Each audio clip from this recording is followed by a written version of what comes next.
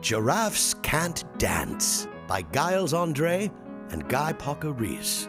Narrated by Barry Yolson for Olivia Deputy on her 3rd birthday. Gerald was a tall giraffe whose neck was long and slim, but his knees were awfully crooked and his legs were rather thin. He was very good at standing still and munching shoots off trees, but when he tried to run around, he buckled at the knees. Now, every year in Africa, they hold the jungle dance, where every single animal turns up to skip and prance. And this year, when the day arrived, poor Gerald felt so sad, because when it came to dancing, he was really very bad. The warthogs started waltzing, and the rhinos rock and rolled.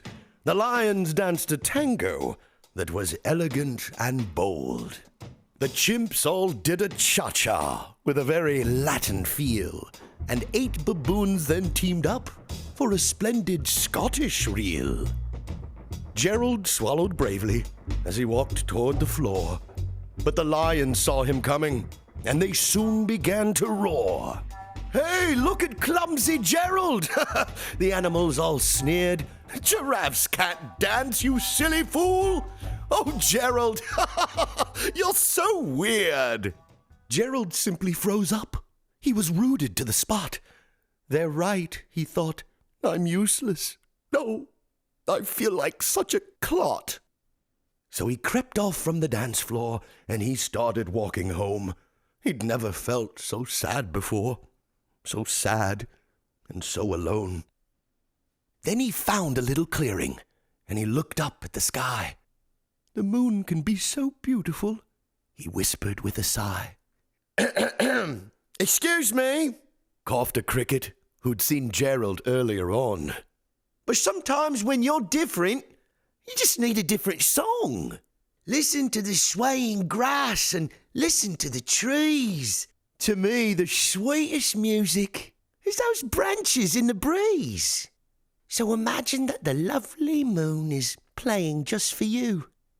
Everything makes music, if you really want it to." With that, the cricket smiled and picked up his violin.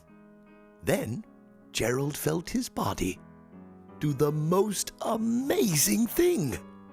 His hooves had started shuffling, making circles on the ground. His neck was gently swaying, and his tail was swishing round. He threw his legs out sideways, and he swung them everywhere. Then he did a backward somersault and leapt up in the air. Gerald felt so wonderful.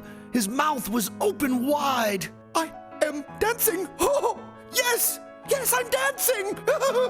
I am dancing!" Gerald cried. Then one by one, each animal who'd been there at the dance arrived while Gerald boogied on and watched him, quite entranced. They shouted, "It's a miracle! We must be in a dream! Gerald's the best dancer that we've ever seen! How did you learn to dance like that? Please, Gerald, tell us how!" But Gerald simply twirled around and finished with a bow. Then he raised his head and looked up at the moon and stars above. "We all can dance," he said, "when we find music that we love. Happy birthday, little Olivia. May you find your own music."